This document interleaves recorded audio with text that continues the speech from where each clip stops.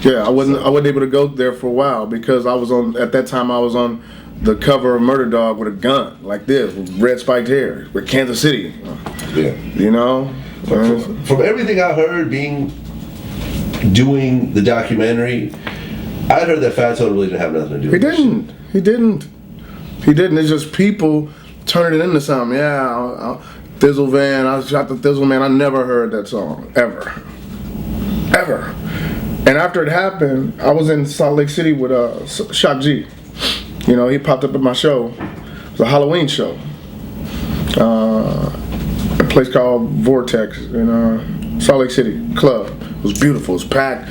Bitches had on tight stuff, Halloween stuff. So wonderful. And then Humpty Hump just comes up on stage. I'm like, ugh, what the fuck? Shock G, everybody gave him the mic and he busted a rap. You know what I'm saying? Just a cappella, man, just went and they were loving it. And when I woke up the next morning, about to get on my plane, everybody's on my phone. Mac Dre got killed in KC. I'm like, nah, fuck no. They love Mac Dre. This is what it is, my nigga. You know what I'm saying? And I'll call Yuck Mouth. That's my group member, you know what I'm saying? Regime Mob, you know. Nah, I met Mac Dre once in Kansas City, you know, he's like, hey man, I've been trying to get at you through Yuck Mouth. I'm like, whatever you need, brother. You know, I'm looking up to him like this because he's tall as hell, you know. Doing my ecstasy days, you know. And I called Yuck Mouth and I said, hey man, did he have kids, man? He's like, man, fuck yeah, he had kids. I'm like, God damn it. You know, it's so unfortunate, man, because all over the world, I wish he was here to reap the benefits, you know, because everybody hits me with it. It is what it is, you know what I'm saying? And we do a tribute to him every night on About to Bubble, on a song on my show. And for a minute there, I couldn't go to the Bay, you know what I'm saying, for some months. Because, you know, my street team up there, my boy, Big Dave, he had a van up there, a Tech 9 van, and he went to Cinco de Mayo and people were trying to tip it over. He had to get out and knock a nigga out. In the mid-'80s. Probably like the early 80s. Didn't hit me to the mid-'80s, like 85 and shit like that. But some cats came from San Diego and moved in the 50s. 55, 56, 57, 58. I lived on 58. You know what I'm saying? 56th Street, 56ville, Brown, V's. You know what I'm saying? My niggas. 57th Street, Road Dogs, across Paseo. You know what I'm saying? My other niggas. No. Not until the Bloods moved in our neighborhood. Oh, okay. We were the young kids. These were already gangs before. You know what I'm saying? 57th Street Road Dogs and 56ville.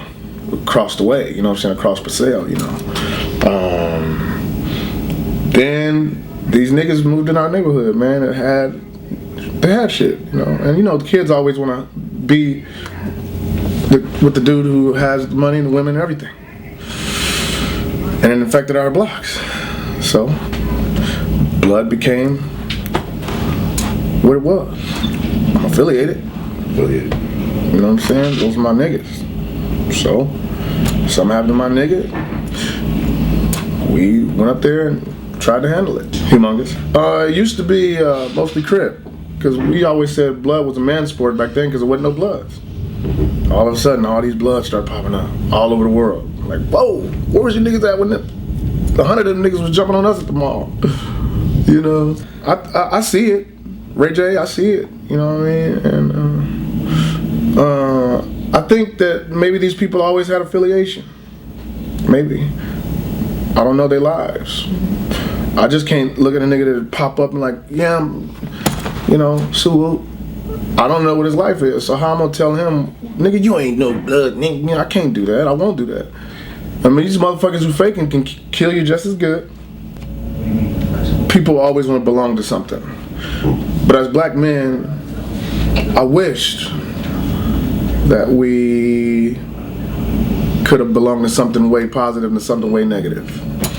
You know what I'm saying? But the positive I took away from my homeboys is that they taught me how to do whatever I gotta do to take care of our family. I don't mean just our blood family, I'm talking about our blood family, our kids, our mothers, do whatever it takes, you know what I'm saying? And They was real friends, man. We lost a lot of our young ones, but the OGs pretty much are still here, you know, some of them.